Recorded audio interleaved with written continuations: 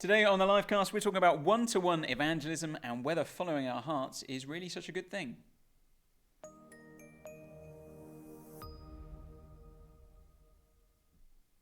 Well, hello everyone. Welcome to the LIVEcast. Good to see you. My name is Paul, and I've got with me here today Kez. Hello, everybody. How are you doing, Kez? I'm all good, thank you. Yes, how are you? Yeah, I'm not too bad. Did you have a good weekend? Yes. It was kind of busyish weekend. Kind of lots of kind of family bits and bobs. But it was a good time. And one of the things I did though was on Saturday evening.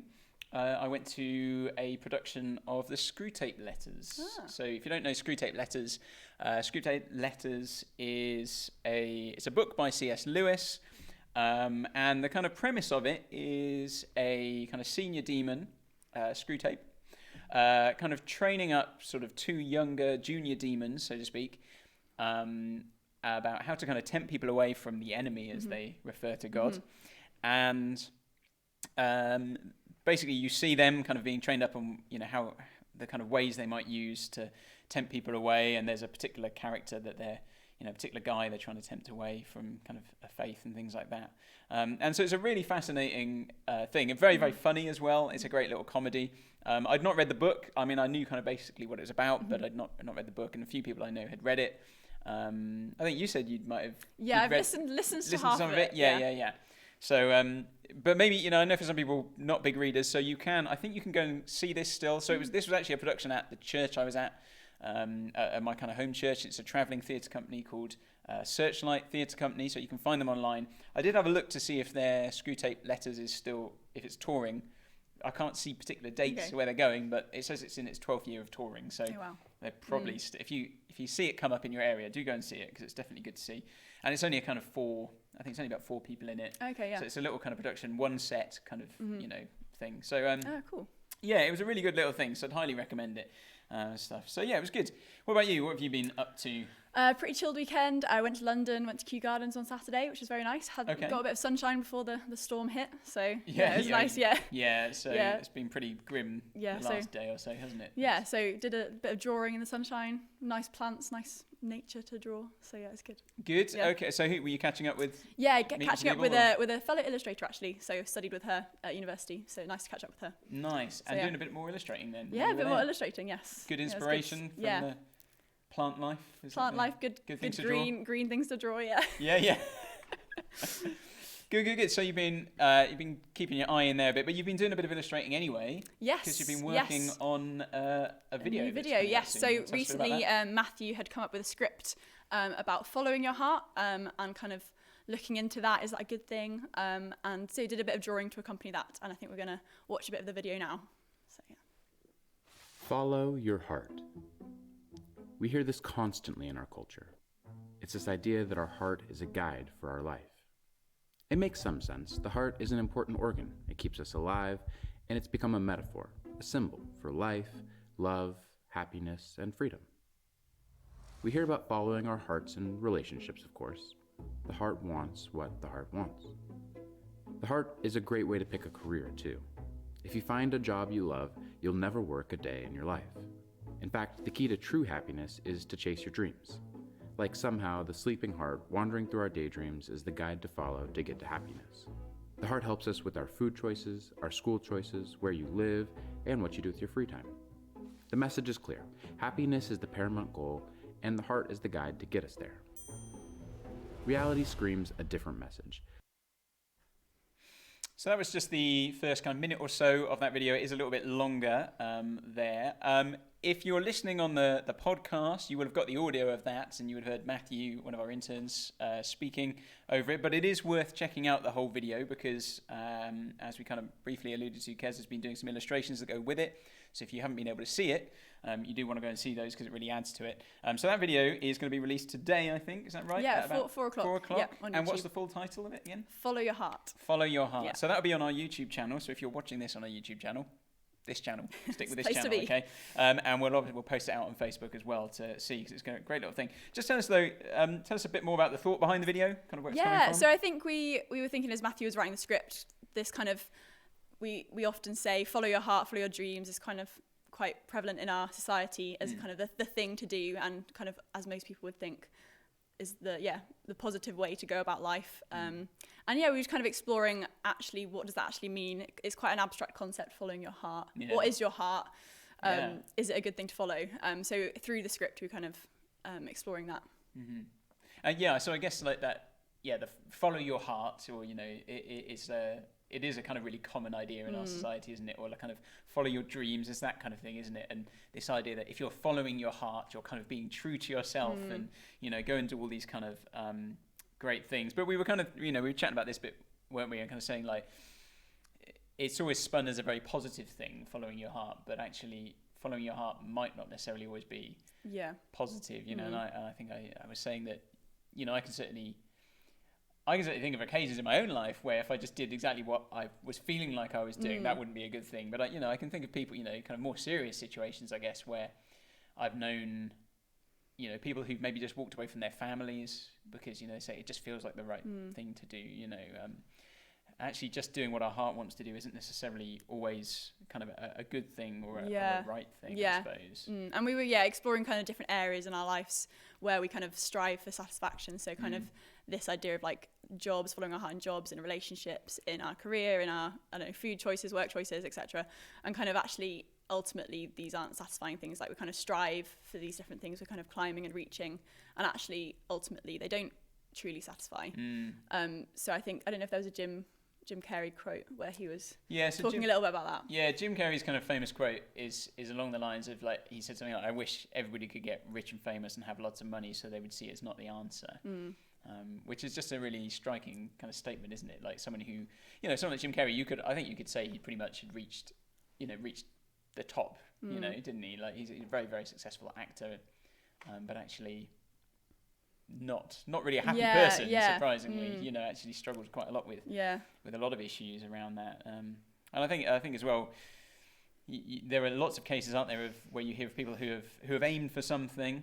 This is the following my dream, following my heart type thing, and they kind of get there and go. Yeah, so I think there was like was it the rower Steve Redgrave when he was saying that he'd kind of accomplished this kind of gold medal, or he'd kind of reached the ultimate kind of level of being an athlete, and actually he woke up the next day being like, what now? What do I do now that I've kind of achieved this pinnacle? It's like now I've reached the top, and where do I go? And like that wasn't it, wasn't the whole thing. But no.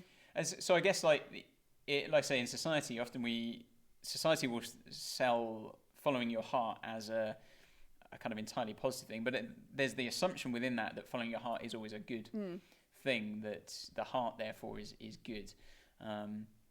But I think in what we see in scripture is, and it's alluded to in the video actually, I think in Matthew's narration, he talks about the heart being deceitful, and I'm guessing there's an allusion there to Jeremiah 17 verse 9, where it says the heart is deceitful above all things and beyond cure, who can understand it? And the sense, people sometimes have the sense, don't they, that if you're following your heart, you're not being constrained by other things. That's what freedom is, to go and be free to be you and do whatever you want to do. But if our hearts are deceitful and we're following that, you've got to question whether you're really free. And I think Glenn used a helpful illustration once about, like an alcoholic. How free is an alcoholic? Well, they're free to choose beer or wine or spirits, but is that really being free? And I think we'd say no, not at all. There is an enslavement there. And I think, we see it with Jesus, the same thing, don't we? Jesus' very famous words in Matthew 15, where he says, for out of the heart come evil thoughts, murder, adultery, sexual immorality, theft, false testimony, and slander.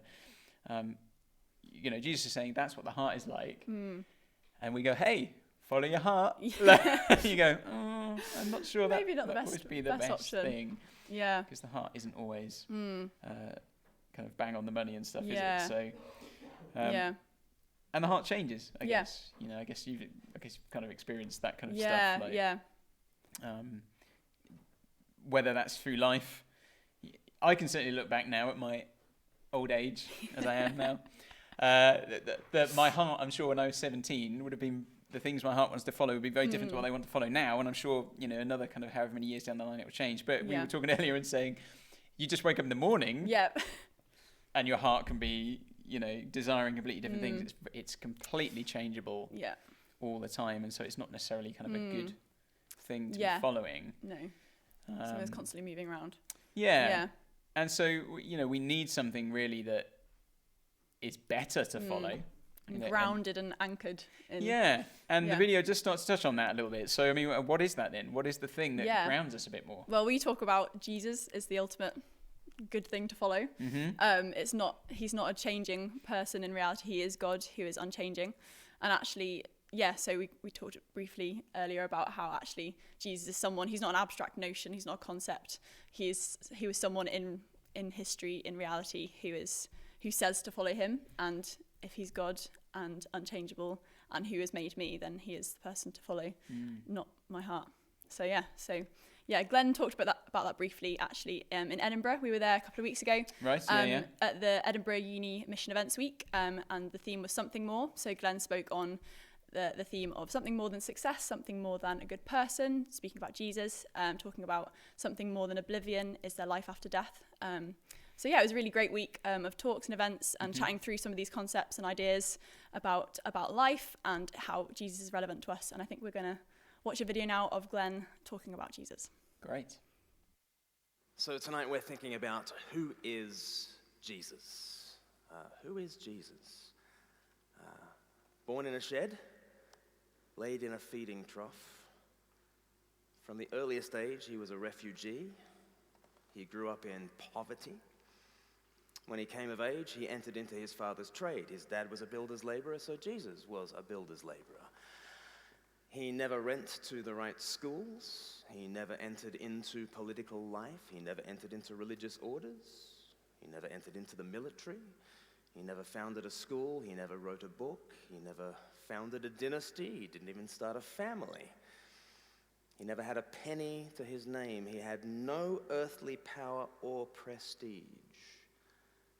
He had a ministry of 3 years in some northern backwater of Israel, a country under the thumb of mighty Rome. And after just 3 years of shooting his mouth off, after just 3 years of surrounding himself with no-hopers, losers, and outsiders, he was butchered as a criminal, an enemy of the state of Rome, and considered by the Jews to be a blasphemer against God.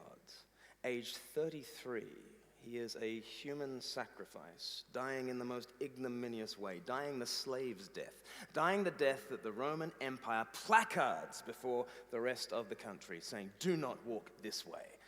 Do not follow this man." He had appointed the lowlifes, the scum of the earth, the lowly, the despised, to be his chief spokesman when he died. And having been crucified, dead, and buried, that should have been that for the Jesus movement, don't you think? Why on earth have any of you heard the name Jesus of Nazareth? That is bizarre. And yet you haven't just heard the name Jesus of Nazareth. You know all about the Jesus movement. That Jesus movement has built your world from the ground up. We live in the year 2020, or to give it its fullest title, in the year of our Lord, 2020. And you gotta ask the question, 2020 years since what? Since him. This nobody, surrounded by no-hopers, dying as an ultimate loser, an enemy of this state, a blasphemer against God. That is who Jesus was. How do you explain the phenomenon of the Jesus movement? Because you've got to. You've got to have an answer for this question. Who is this Jesus? So lots of interesting stuff there in that video. Now, if you're watching, you'll probably be thinking, Kez looks slightly different than she did a few moments ago. That's right. And her voice is a lot deeper as well.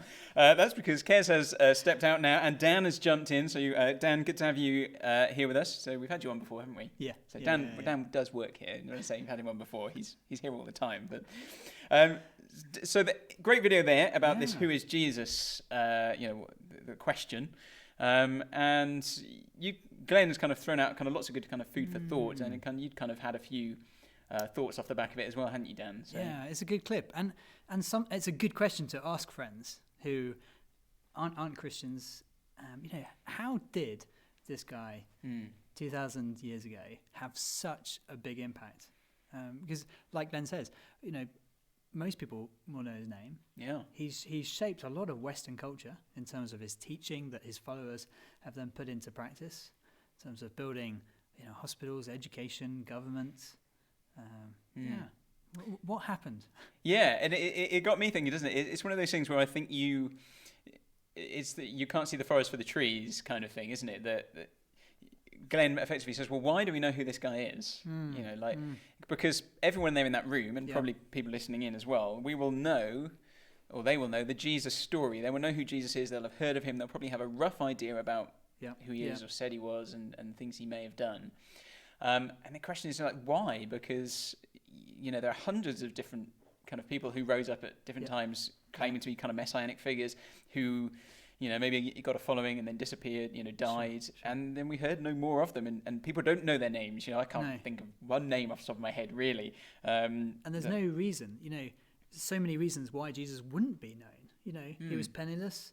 He didn't travel outside of his country. He wasn't a king. Never wrote a book, all those kind of things. All of the things that Glenn was saying. Yeah.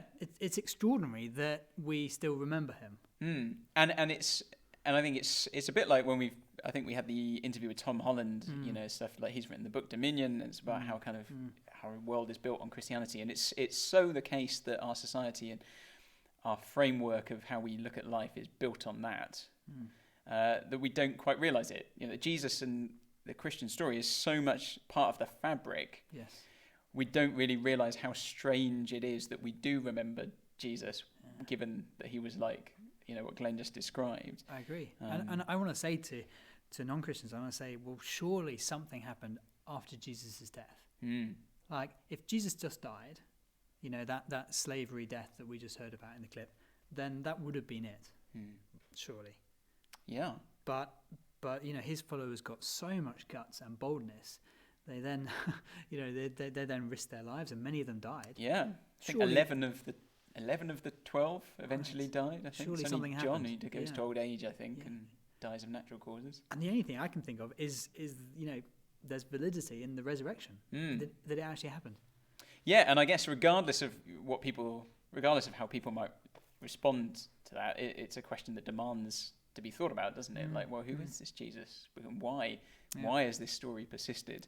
We were up in Edinburgh last week, and we actually had a blackboard. One of the questions we were asking people is, who is Jesus? And we just got people's thoughts, and some people wrote down didn't even exist, or imaginary leader, just a great person, good teacher. Some people put down Son of God. But those were the sort of things that people were writing. I find it fascinating that in this day and age, people will still say didn't exist or, imaginary teacher, because, no historian worth their salt would say that. You would be laughed out of an academic institution, even if you were, even by an atheistic historical department in a university would probably laugh you out of there for saying things like that.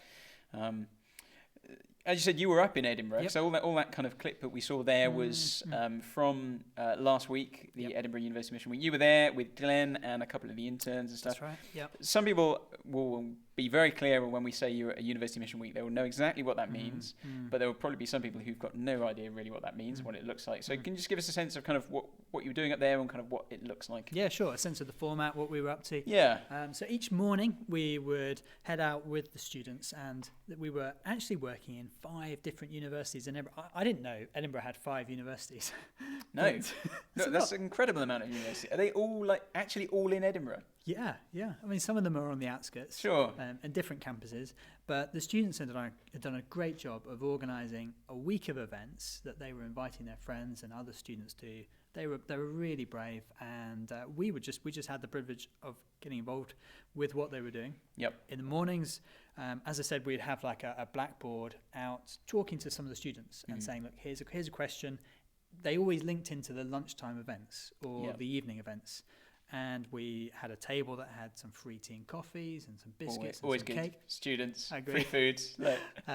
And then we were... Did you find people were quite happy to stop Because I think we have a perception, don't we, that people don't want to be bothered by stuff, but how do people respond to having these kind of questions there? Do they want to stop and chat? Yeah, a lot of the students were willing to. Some of the students were like, "Oh, I've got to get to a lecture," because they were late. Yeah, absolutely. It's amazing how many people come for a 10 o'clock lecture at 10 past 10. Yeah. But no. Surprisingly, students were willing to chat and to think about these questions. And we would be giving out some small flyers that invited them to the lunchtime events. So the lunchtime events were on the little campuses, on the smaller campuses. Some of the students would organise some pizza. So there'd be pizza and food, then a short talk, and then a time for people to add in their objections or their comments or their questions. And then the evening events, there was one at 5 o'clock, and these were central events in the city centre, Edinburgh. So everyone would be able to get into it. That's right, all of the 5 universities, and it was brilliant to see them jam-packed most of the evenings. So 5 p.m. you had an event for internationals. Yep. So the talk was just a little bit simpler to understand. And that's quite common, isn't it? It's quite common to have an international track on Mission Weeks, where the international students have a separate thing. Often a separate speaker as well, isn't that's it? Right. That's right. And I remember I went to, I'm trying to think where we went, somewhere with Glenn. I think it might have been Southampton. No, I'm not sure it was that one. I forget where it was. But they had an international track, and we went to all of those. And actually the speaker himself spoke Mandarin. So he was a British guy, but had lived over there. He'd married a lady from over there as well. Yes. And these, a lot of kind of students who kind of spoke Mandarin or kind of thereabouts, who were just amazed. I mean, he didn't do all the talks in Mandarin, but but also he had a knowledge of their culture. Yes, that helps, doesn't it? So he talked a lot about kind of shame and honor, which is obviously a cultural difference between kind of the kind of British culture and kind of more the kind of Asian communities.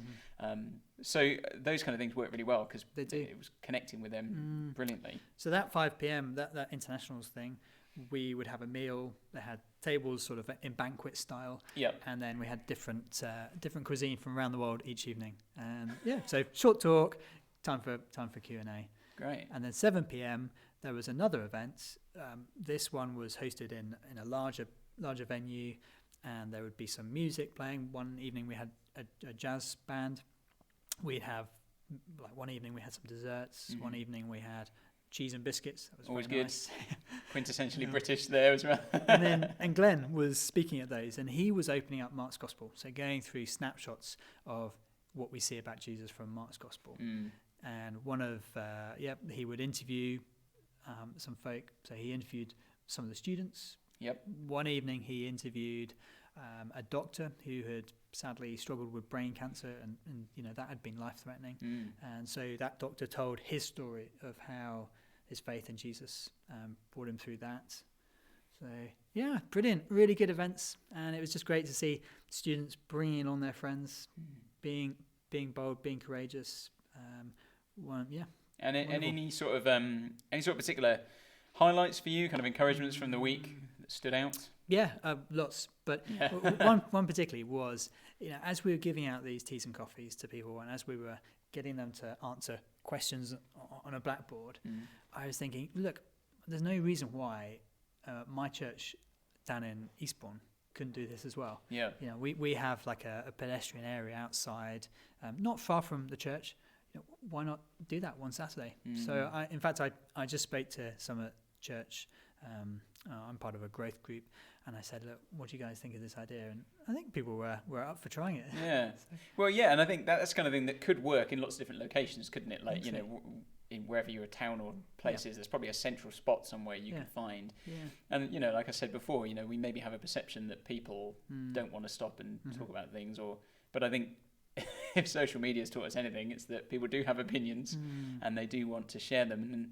And also it strikes me that, when you sit there and you put those big kind of questions up, for a lot of people, maybe it's easy for us to forget doing the kind of stuff we do. A lot of people don't think about those big questions that often. There'll be some people who do, but the average person is just caught up in daily life. They're not thinking about, what happens when I die, or what am I really putting my hope in? The business of life. And actually that, one of the things in the Screw Tape letters, it talks about distraction. That's one of the prime weapon of the enemy, is we keep them distracted and not thinking about these things.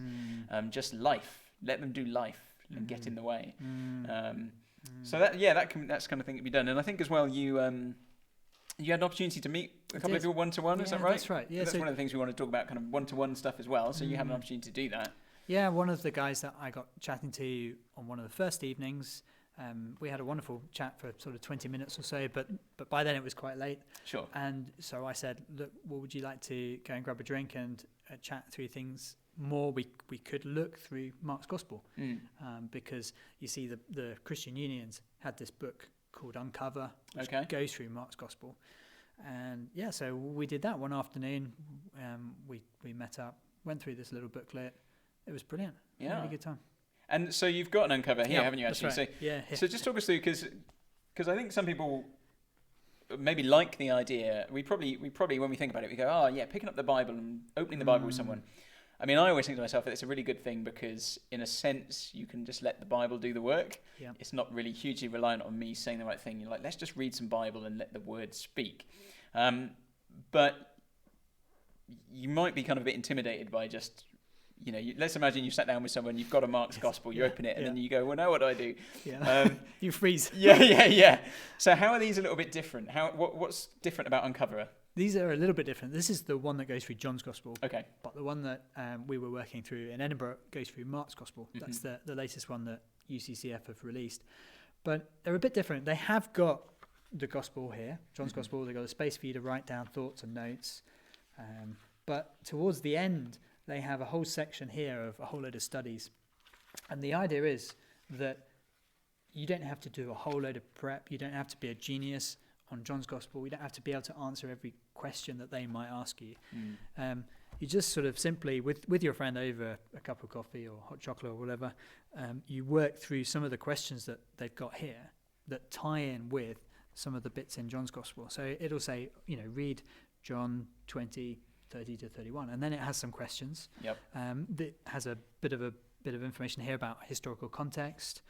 And the idea is that it just helps you to help your friend get into one of the Gospels. And I found when I was working through the Mark one, I did about 10 minutes sort of prep looking through the questions beforehand. But I didn't feel like this was too difficult. Yeah. And sure, the chap had a few questions that I didn't know the answer to, but that's okay. I can just say, oh, good question. I don't know the answer to that. But, had I been sort of able to meet with him each week, then I could have come back with some thoughtful answers, having asked my pastor or looked online. So I think really so it kind of gives you so obviously you've got the whole text of each gospel because you can get different ones, can't you? So but I guess it just with those questions, and it just gives you those moments where it makes you kind of stop and just gives you a conversation starter perhaps or something. Whereas maybe if you've just got the text, you might be thinking, what do I say? I know I should ask something about this, but I don't know what to do. So that's right. Quite a good little structure. So they get used a lot in universities, don't they? Mission weeks, but anyone can pick them up. So I think you can get them online. So 10 of those, or Good Book Company, or wherever you get your books from, you're probably able to pick some of those up. And I think they're quite cheap, aren't they, as well? So it's the kind of thing you could get a few copies of and I think so. Yeah. Easily give to someone. So and I know it's just a case of, I suppose it's just a case of saying, well, look, I've got this book here. It's something really special to me. It's talking about who Jesus is. And look, have you thought about who he is recently? Look, we could just try it as a one-off. Look, I know this sounds crazy, but why don't we just go for a coffee Saturday afternoon? We'll work through this. If you don't like it, then we'll never do it again. but they might. And absolutely. And it was funny. I was thinking over the weekends, just popped into my mind. There may be people who kind of say, I'm not interested in that. And there are people who kind of say things along the lines of, I used to go to church when I was 8 or something, but I've not been since then. And maybe they're now kind of, older than that. They will be older than that, adults. And it just struck me there was someone said something to Glenn at a previous mission week where they said, after listening to Glenn, they said, it struck me that they studied physics or something. They said, I have a 20-year-old's understanding of physics. Yes. But I only have an 8-year-old's understanding of Christianity because they've not looked at anything since they were 8 years old. Yes. And actually, it just struck me over the weekend about there's loads of people who have this kind of churchy kind of background, or they used to go to church when they were younger, that kind of thing.